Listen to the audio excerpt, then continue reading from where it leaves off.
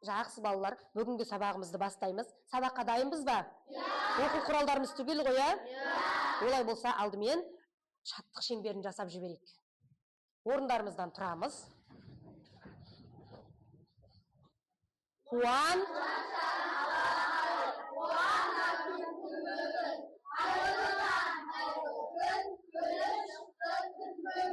Жарайсыңдар. Олай болса, балалар, өткен сабақта үй жұмысын үйге тапсырма берген болатынмын, Қандай тапсырма беріп жібердім үйге, балалар? Үйге сәукеле жасап келу тапсырмасын берген болатынмын, Жақсы. Одан бұрын, балалар, біз мына жерде осы бүгінгі сабағымды мынандай әдемі кәмпиттермен бағалайтын боламын. Жақсы жауап беріп, кәмпит жинақ, Кім қанша кәмпит жинады, сабақтың соңында білетін боламыз, Кім қандай бал алғаны белгілі болады кәмпит арқылы. Олай болса, бұл кәмпиттерді топ басшысы, сендер бір сұраққа жауап берсеңдер, топ басшысы өзі беріп отыратын болады. Жақсы, олай болса, үйде жасап келген сәукелелерімізді көрсете қояқ, балалар. Бірінші топтан бастаймыз. Өте жақсы, Нұрғожа әдемі қылып жасап келген екен. Ою өрнектерді салып, сосын Фатима да әдемі қылып жасап келіпті, мына жерде ою өрнектерді салып. Мынаны қара, әдемі қылып жасаған. Жарайсыңдар, өте жақсы. Нұрдәулет те, Айзере де өте жақсы әдемі қылып жасап келген екен. Жарайсыңдар, балалар. Бірінші топ өте жақсы. Кәмпиттерін тарата ғой. Екінші топ қандай жасап келген нелерін? Жарайсың, Нұржауған өте жақсы. Әдемі оюларын салып жасап келіпті. Жарайсың. Өте жақсы, міне Фатиманікі де жақсы. Әдемі, өте жақсы. Екінші топ барлықтарыңызда жасап келген екенсіңдер. Әдемі қылып ою өрнектерін салып. Жарайсыңдар. Барлығыңызда өте жақсы. Орындап келдік пе барлығымыз? Олай болса, Ұлжаннан бастап, Ұлжан сәукеле жасап келген екен, Інжу де жасап келіпті, Нұрдәулет те жасап келіпті. Барлығы да ою өрнектермен әдемі қылып жасап келген екен. Мынаны қара, балалар. Әдемі қылып оюын салып, әдемі қылып жасап келген екен. Өте жақсы, жарайсыңдар, балалар. Ал Нұрислам келесіде ұмытпай алып келетін боламыз, Ұмытып кеткен екен. Олай болса, конфеттерін тарата ғой, Ұлжан. Барлығыңызға бір-бір балдан беріледі.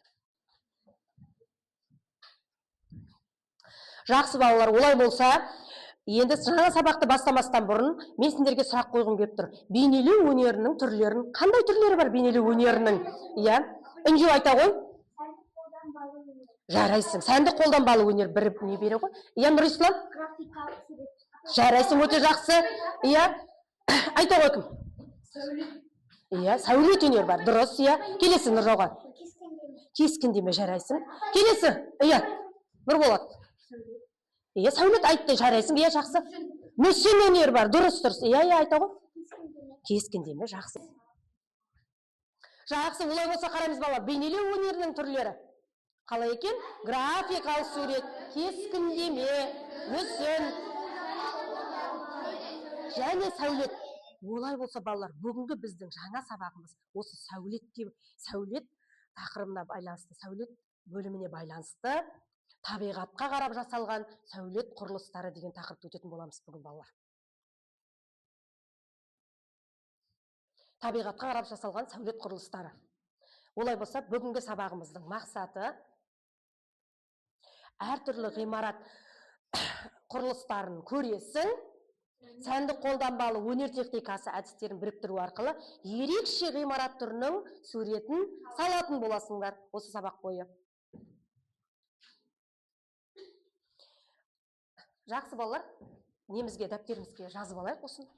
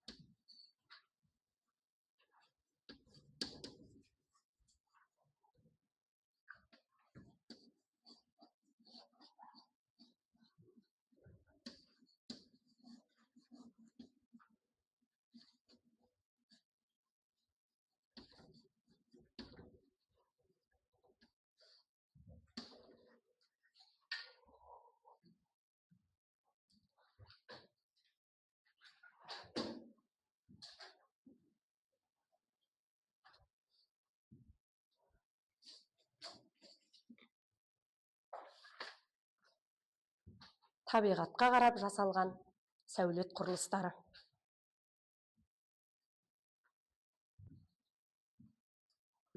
Жақсы балалар, жазып болдық па? Олай болса, ең бірінші сабағымызды топтық жұмыс арқылы бастаймыз. Мәтінмен жұмыс. Бірінші топқа, 87-ші беттегі бірінші топқа мына мәтінмен танысасыңдар. Қазір осы мәтінді талдайтын боласыңдар. Олай болса, барлығымыз әркім өзі іштей оқып алсын. Екінші топ сіздерге тапсырма. 88-ші беттегі мәтінмен танысып, қазір талдайтын боламыз. Бұл жерде не айтылған? Тез-тез өзіміз оқып ала қояйық.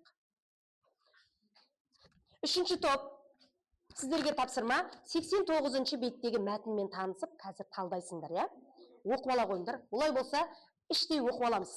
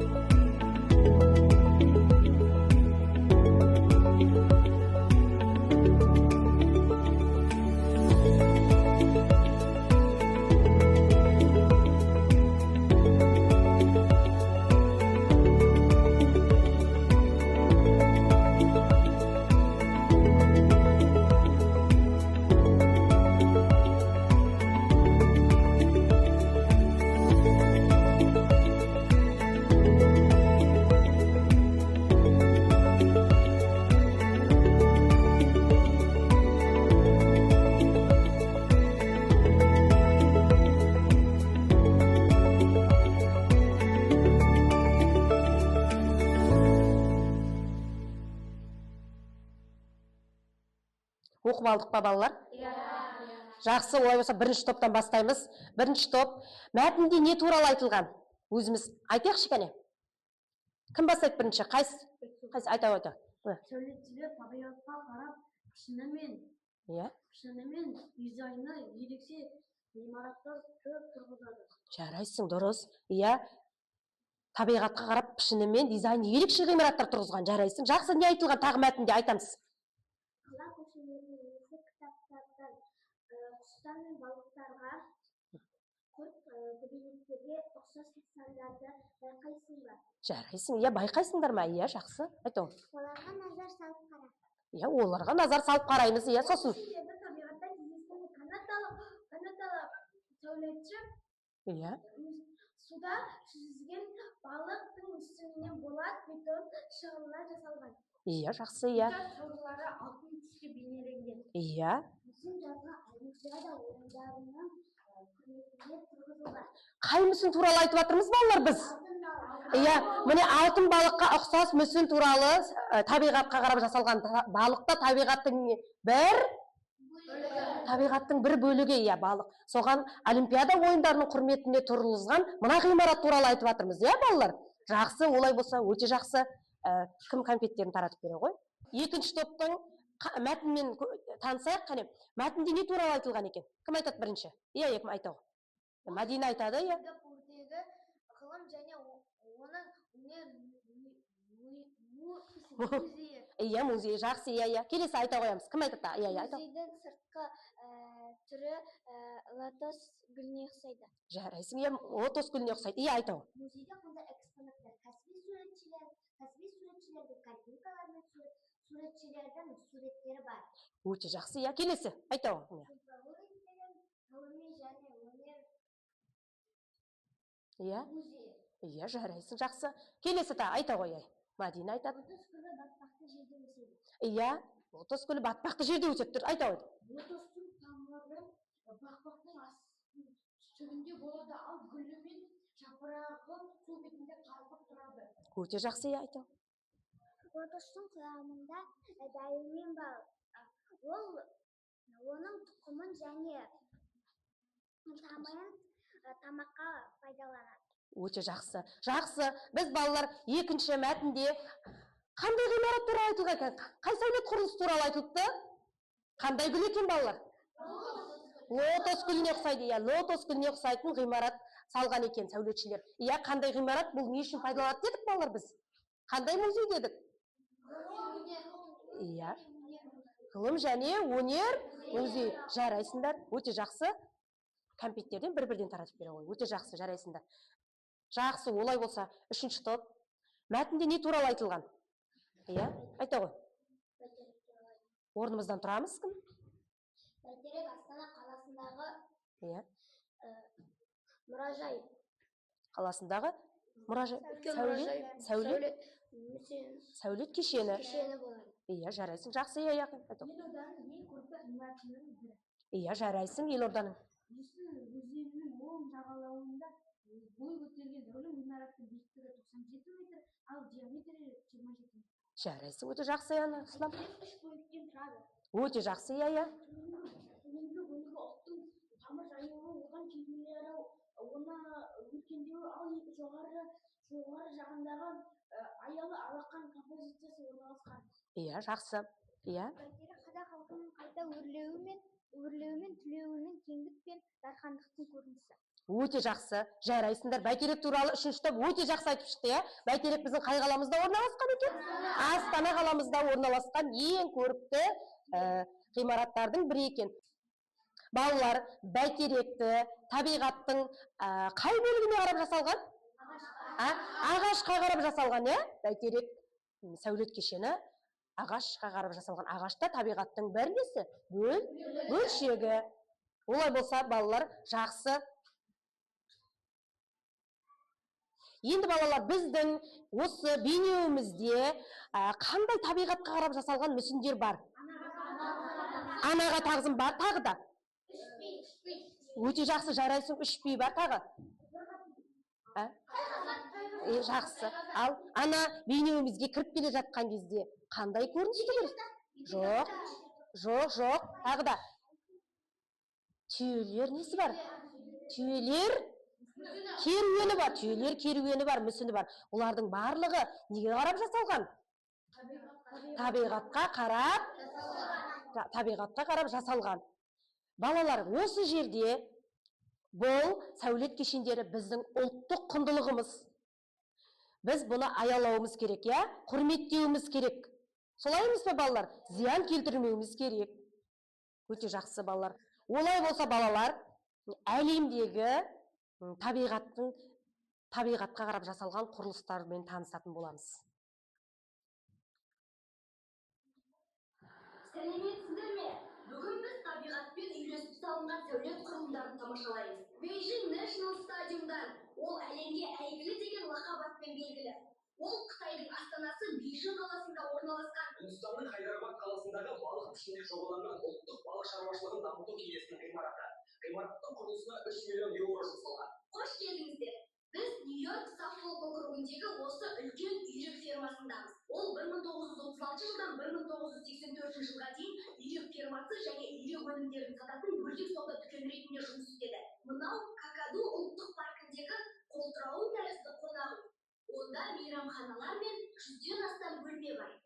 Джон Холланд қонақ үйді салды. Міне, әлемдегі ең тамаша мысық балабақшасы. Ол Германияның Вольфсвайр қаласында орналасқан. Мына керемет ғимаратқа қараңдаршы. Ол дәл мысық сияқты. Шытырман оқиға осы жерден басталады. Жақсы, олай болса балалар, не көрдік? Қандай ғимараттар бар екен? Иә? Иә, қол көтеріп айтамыз, балалар, қол көтеріп айтамыз. Иә. Айта ғой, Фатима. Үйрек ғимараты ол не үшін пайдаланады екен? Иә? Иә, айта. Үйрек сату жұмысын дамыту үшін және үйрек фирмасы. Өте жақсы, үйрек фирмасы. Қай қалада орналасқан үйрек фирмасы? Нью-Йорк қаласында орналасқан. Жақсы, конфетін бере ғой. Иә, келесі, бірінші топ. Иә, келесі тағы қандай ғимарат көрдік? Иә, айта. Мысық ғимараты, ол мысық ғимараты мысықтардың балабақшасы сияқты. Мысықтардың балабақшасы ма, балалар? Балалардың балабақшасы. Мысық тәрізді ғимарат. Өте жақсы. Балалар, үшінші топ. Не көрдік бәне? Айта ғой. Иә, айта. Мысық тәріздес балабақша бар екенін көрдім. Өте жақсы, жарайсың. Ұлжан? Үстінде балықтың ғимараты бар екенін білдім. Оған 3 миллион еуро жұмсалған және де оның балықтардың аулау үшін жасаған. Иә, өте жақсы, жарайсың. Кім айта? Нұрислам айта. Австралияда Агуджу қолтырауын қонақ үйі бар екенін білдім. Иә, Агуджуда қолтырауын тәріздес қонақ үйі бар. Дұрыс, жарайсың. Кім айта?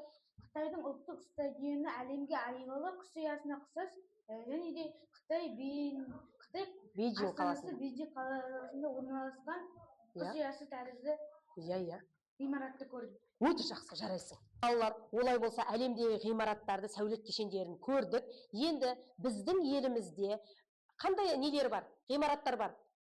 Мына жерде не көріп тұрсыңдар? Суреттен балалар қараймыз. Бәйтеректі көріп тұрмыз. Хан Шатыр, бейбітшілік және бұлар қай қалада орналасқан бұл сәулет? Жақсы, бұлар біздің Астана қаласындағы ерекше ғимараттарымыз.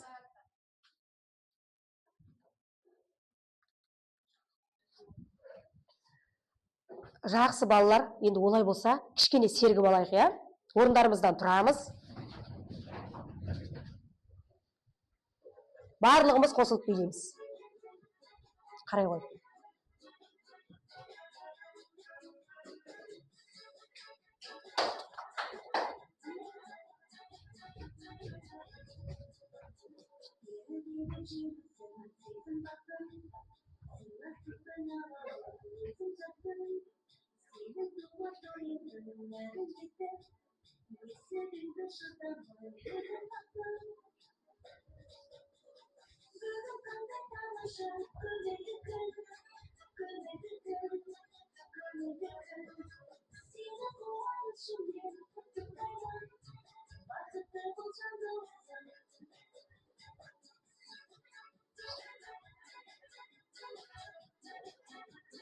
Жақсы балалар, олай болса, енді альбомдарымызды ашып, мына жерде барлық топтың қасына мына ерекше ғимараттардың суретін, міне ерекше ғимараттардың қолдан салынған суреттерін шығарып алып келдім сіздерге. Осыған қарап, өздеріңізге ұнаған ерекше ғимараттардың суретін салатын боламыз. Мына үшінші топтың несі? Ортаға қойыңдар. Қайсысын өздеріңізге ұнаған салыңдар. Мына жерде міне бірінші топ сіздерге. Қай ғимарат өздеріңізге ұнады, қай сәулет кешені өздеріңізге ұнайды, соны суретін салатын боламыз.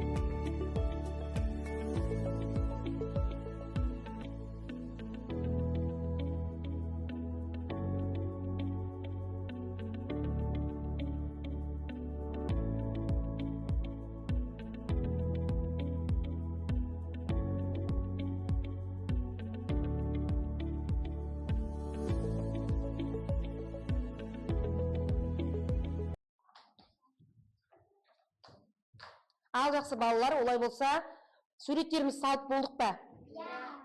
Жақсы. Ой, жарайсың. Нұрғожаның қандай ғимарат салған Нұрғожа?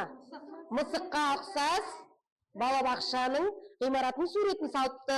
Жарайсың Нұрғожа. Кім қандай сурет салды екен? Қандай ғимараттың суреті? Қолтырауынға ұқсас қонақ үйдің суретін салған екен. Өте жақсы, жарайсың және. Жақсы, иә. Күшті балықтың жарайсыңдар, жақсы балалар, өте жақсы барлығы да салыпты. Барлығына бір-бір кәмпиттен бересің. Келесі, мына топта Нұржауғанның салған суретіне қарайық балалар. Міне, қандай сурет салған екен? Құс ұясына ұқсас стадионның суретін салған. Бұл қай қалада орналасып, балалар? Қай қалада бұл? Қытайда, өте жақсы, иә. Жарайсың, міне, мысық пішіндес балабақшаның суретін салыпты. Кімді? Рабияның суретін көрейік, міне. Балалар, міне. Бұл не сурет еді, балалар? Иә. Жарайсың, жақсы, өте жақсы, міне. Балық пішіндес, қай ғимарат еді, балалар? Балық пішіндес, балық шаруашылығының несі еді, балалар? Иә, жақсы, олай болса, екінші топ жарайсыңдар, өте жақсы, барлығы да міне. Жарайсың, міне, кім Фатимада өте жақсы салыпты, мысық пішіндес, балабақшаның суретін салған екен. Нұржауған барлығына бір-бір кәмпиттен бересің, жарайсың. Олай болса, үшінші топ. Қане Нұрғожаның салған суретін? Балалар тынышталамыз. Міне, қандай сурет салыпты? Балық пішіндес ғимараттың суретін салыпты, өте жақсы. Ұлжанның суретіне қарайық, мынау еліміздегі қай ғимарат еді, балалар? Бейбітшілік. Жарайсың, бейбітшілік және келісім сарайы. Міне, Інжудің салғанын көрсетейін. Әдемі қылып салған екен Інжу. Бейбітшілік және келісім сарайын. Ашық аспан, күн, өте жақсы. Жарайсыңдар, балалар. Нұрислам да жарайсың, өте жақсы салған екен. Кім? Ұлжан барлығына бір-бір кәмпиттен таратып бере ғой. Олай болса, балалар, суреттеріңізді жақсы салдыңыздар, жарайсыңдар. Келесі балалар, енді, балалар, бүгінгі сабақта не үйрендік? Мынандай, табиғат пен сәулет өнерінің қандай байланысы бар деген сұрақ қояйын сіздерге. Табиғат пен сәулет өнерінің қандай байланысы бар екен? Айта ғой кім? Нұрғожа. Табиғат пен сәулет өнерінің байланысы табиғатқа қарап сәулеттен әртүрлі заттар жасайды. Табиғатқа қарап әртүрлі ғимараттар салған. Иә. Тек ғимарат сала ма? Басқа да бар ғой. Иә, айта бер. Айта ғой. Нұржауған айт. Мысалы, ғимараттарда құс ұясы тағыда басқа. Өте жақсы. Құстың ұясына қарап стадион салған. Жарайсың тағы. Иә, айта. Сәулетті тек қана табиғатты емес, басқа да заттардан қарап салады. Иә, жарайсың. Еліміздегі қандай ғимараттар бар екен? Елімізде әдемі ғимараттардан, ерекше ғимараттардан қай қалада? Қандай ғимараттар? Және үйректер ғимараттары. Өте жақсы, тағы еліміздегін айта ғой. Түркістандағы балық ғимараты. Иә, жарайсың. Иә, кел айта ғой. Крокодилға ұқсас қонақ үй, қолтырауынға ұқсас қонақ үй. Еліміздегі ерекше, мен мана көрсетіп өттім, қандай ғимараттар бар еді? Фатима, айтшы. Еліміздегі ерекше қандай ғимараттар бар еді? Иә? Рабия, қандай ғимараттар? Дұрыс, өте жақсы. Және бейбітшілік және сарайы. Бейбітшілік және қандай ғимарат? Бейбітшілік және Бейбітшілік және келісім сарайы бар екен. Жарайсыңдар, өте жақсы. Ғимараттар туралы жақсы мәлімет алдық, иә, балалар? Енді өзіңе қай ғимарат құрылысы ұнады дейді. Балалар, біз ерекше ғимараттарды көрдік, иә? Енді өзімізге қандай ғимараттар ұнады? Айта қойшы. Нұржан. Қолтырауынға ұқсас ғимарат ұнады дейді. Өте жақсы. Иә, айта қой. Өте жақсы. Иә, кім? Айт. Үлкен үйрек фирмасы ұнаған екен. Жарайсың, иә. Маған балыққа ұқсас шын ұнады. Иә, балыққа ұқсас балық шаруашылығын дамытатын, иә, ғимарат ұнаған екен.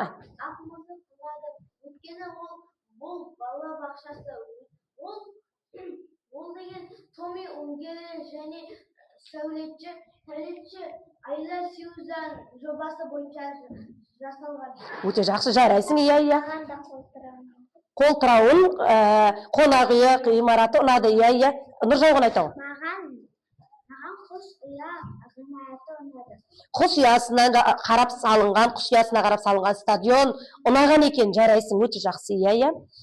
Ұясына ұқсас тербем ұнады маған. Өте жақсы, жауап бергендерге кәмпиттерін беріп отырамыз. Үшінші топ, қайсысы ғимарат ұнады? Ұлжан? Маған бұл сабақта екі ғимарат ұнады. Оның бірі Нью-Йорктағы үйрек және де Үндістандағы Тыныш балалар, тынышталамыз. ғимараты.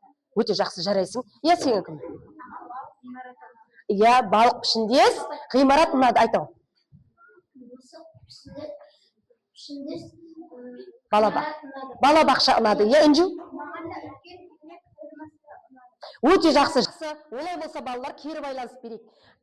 Түсіндім, сұрағым бар, түсінбедім. Балалар, қазір айтамыз өзіміз, иә? Түсінгенімізді айтамыз. Түсінбеген сұрағыңыз бар болса, сұрағы бар.